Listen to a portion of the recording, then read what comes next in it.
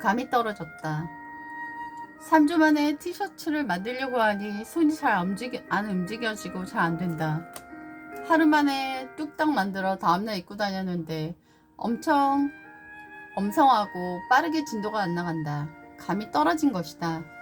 매일 4개의 글을 써서 읽어서 유튜브에 올리고 있다. 그랬더니 이젠 글이 휘리릭 써진다. 습관이 된 것이다. 집에서 기도하지 않고 집 옆 잔디밭에서 기도하는 사람들이 있었다. 그들은 자신의 친구의 잔디밭이 무성하면 기도하지 않는 친구를 걱정했다고 한다.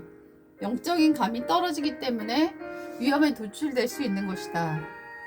연습을 안 하면 내가 알고, 더 안 하면 남이 알고, 더 안 하면 마을이 한다는 말처럼 꾸준히 노력하지 않으면 잘하던 것도 못하게 된다. 그래서 사람에게 가장 귀한 건 성실함이다. 성실함은 실력이고 인성이고 가장 귀한 자질이다. 1만 시간의 법칙이 있듯이 내가 꾸준히 시간을 들여 연마한 것만이 내 것이 되어 미래의 집을 짓게 연장이 되어 줄 것이다. 오늘 반짝 열심히 할 수 있다. 하지만 지속하지 않는다면 어떤 나은 결과를 기대할 수 없다.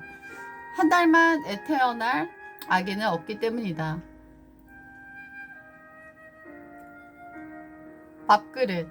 한 외국 유명 작가의 강연에 우리나라 10대가 질문을 했다.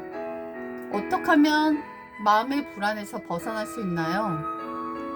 좋은 음식을 먹고 좋은 사람들과 어울리고 자연에 가서 시간을 보내세요.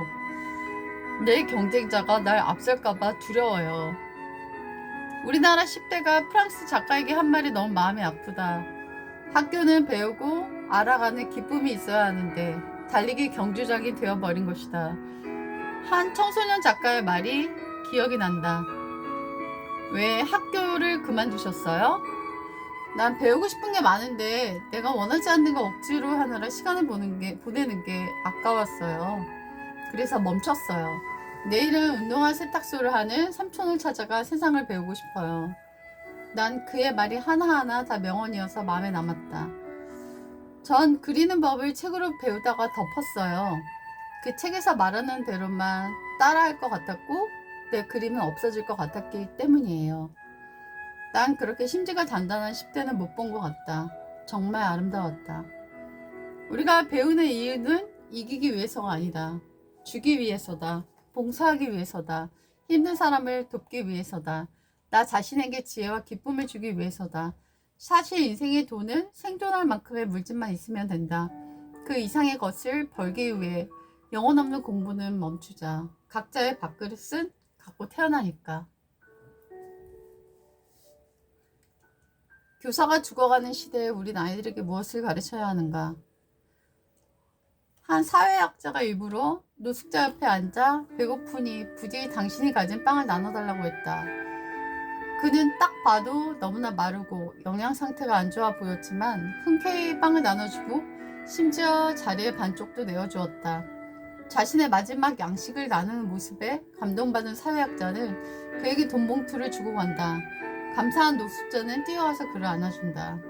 나도 노숙자들과 1년 정도 보낸 적이 있지만 내가 만난 그들은 인간적이었다. 지금도 기억하지만 한 분이 오셔서 사탕을 더 달라고 했다. 잘 걷지 못하는 자기 친구를 주기 위해서라 했다. 난 그때 봉사할 때 큰 사탕 한 봉지를 가지고 갔었는데 그때 그들이 보여준 우정은 내 마음 곧 깊은 곳에 있다. 어떤 분이 자신의 아이가 중학생이 되기 전에 뭘 시키면 좋겠느냐는 질문을 하셨다. 수학, 영어 선행을 하고 독서를 시키라는 대답이 많았다. 난 꼭 봉사활동을 같이 가보시라는 말을 해드리고 싶다. 난 올해 10대를 봐왔지만 아픈 자기 친구를 대신해 뭘 해주는 아이를 한 번도 본 적이 없다.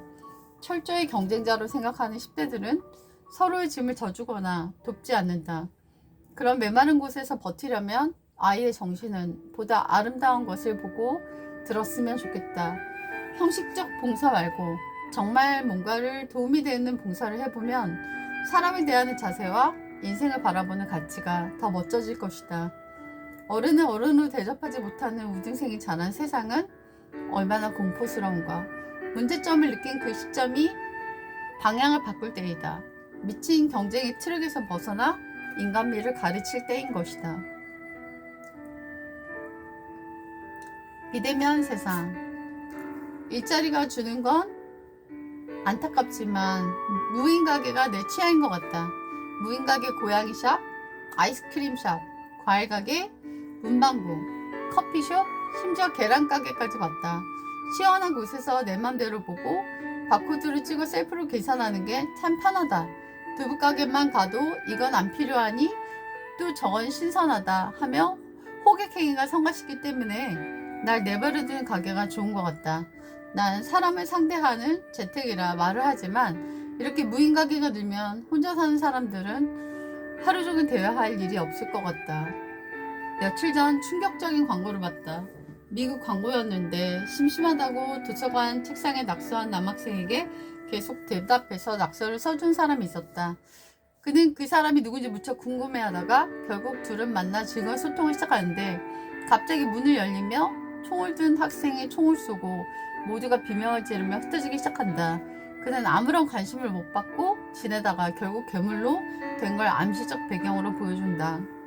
무인 가게들이 늘어 사람의 접촉이 적어진 세상이라고 해서 우린 어디서든 인간미를 잃으면 안 된다. 모든 범죄를 우리가 막을 순 없지만 삶이 미치도록 힘든 누군가가 다 죽자 하기 전에 어떤 사람의 사랑스러운 미소도 도움으로 그런 일을 안 하게 바꿀 수도 있다.